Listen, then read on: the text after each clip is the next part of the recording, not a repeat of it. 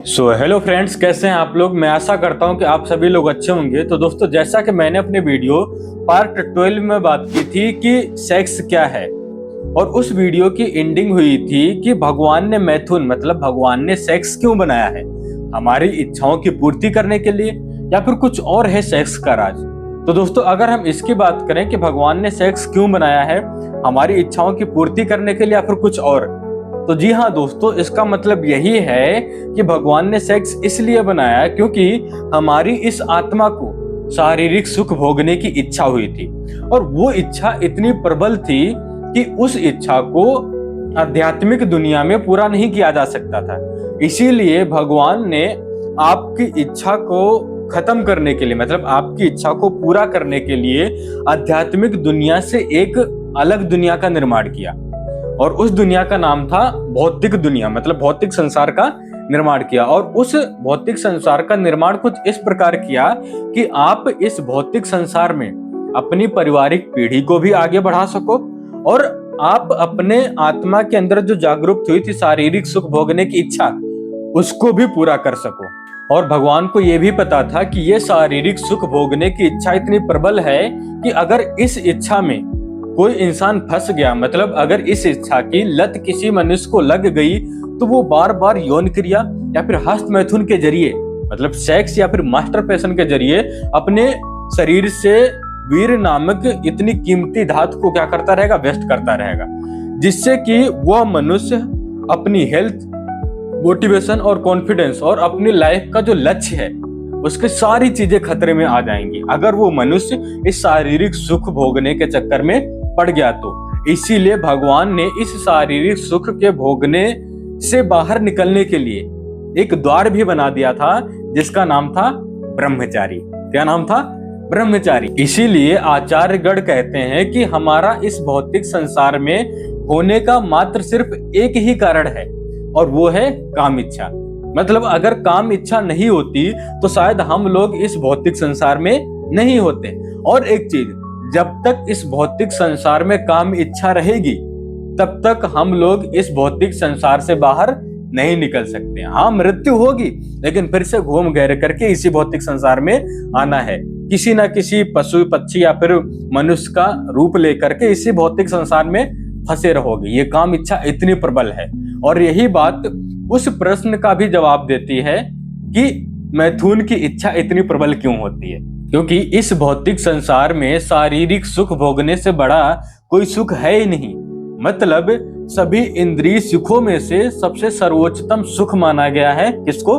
मैथुन को, सेक्स को सारे इंद्रिय सुखों में से सबसे बड़ा सुख माना गया है। यहाँ तक कि सारे सुखों में से यह मात्र एक ऐसा सुख है जिसे स्वर्गीय स्तर का सुख कहा गया है, क्योंकि यह ही एक ऐसा सुख है जिसमें आपके समस्त पांचों इंद्रियों का सुख एक साथ मिलता है, जिसका नाम है शब्द, स्पर्श, रूप, रस और गंध।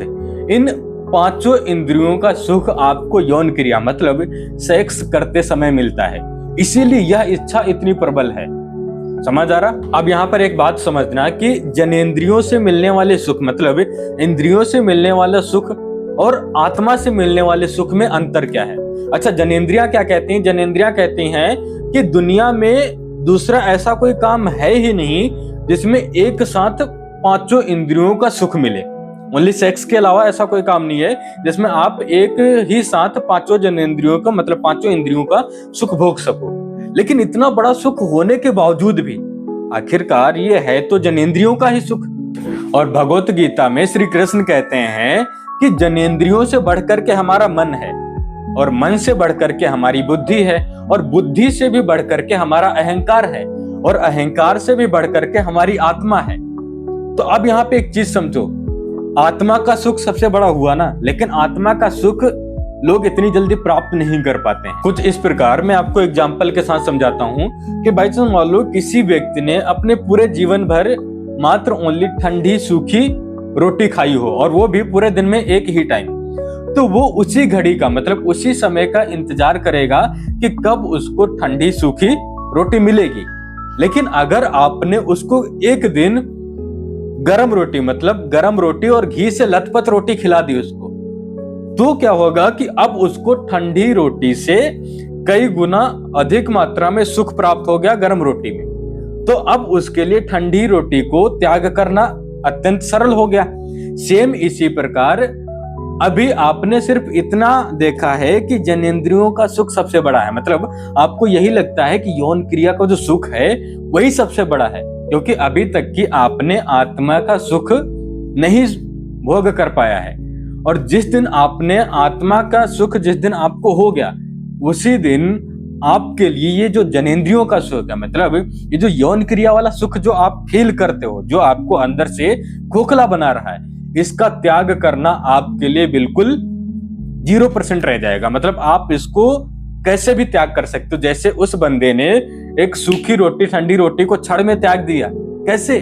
क्योंकि उसको उससे बड़े सुख की प्राप्ति हो गई गरम और घी से लथपथ रोटी। सेम इसी प्रकार आप भी काम वासना, काम इच्छा और ये जनेंद्रियों वाला सुख और ये जो यौन क्रिया में फंसे हुए पड़े हो, हस्त मैथुन में फंसे हुए पड़े हो और खोखला वाले सुख में फंसे हुए पड़े हो, जिस दिन तुम्हें आत्मा का सुख थोड़ा भी तुम्हारे दिमाग में जाना शुरू होगा, तुम्हारे शरीर में जाना शुरू होगा, आप क्या करोगे?